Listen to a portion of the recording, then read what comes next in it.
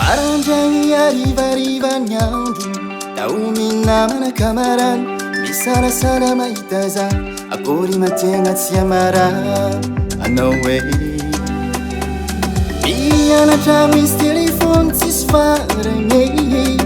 adigna tokantragno mbola mankariagna ny fanelabamby tegna isan'andro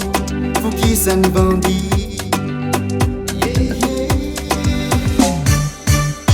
narisy lahatra anao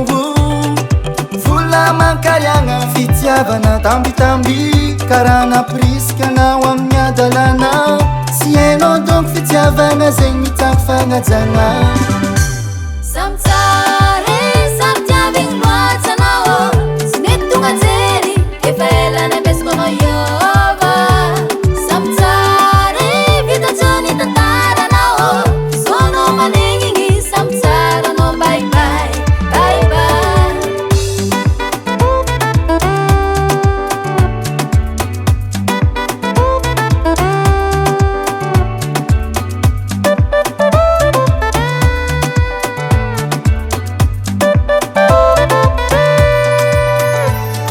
fitiavana mamibele fatoko anao igny natakaronao plaisir ambony ambany tsisy toko tany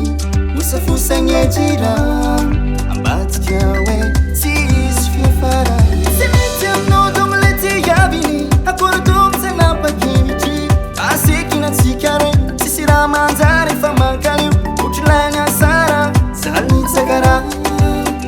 nina hoe nani loatra anao bebe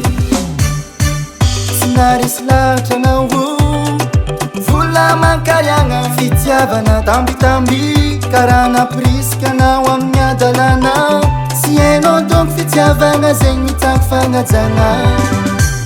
samtsare samtiavigny loatsy anao sy mety tonga jery efa elany ambesiko anao iova samtsare vitatsony tantara anao sonao manegnigny samtsara anao bye bye bye bye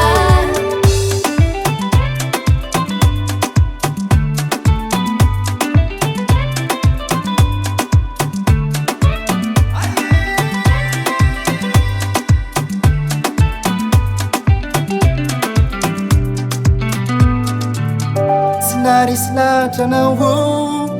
vola mankariagna fitiavana tambitamby karaha napirisika anao amin'ny adalana sy hainao donko fitiavana zegny mitako fagnajana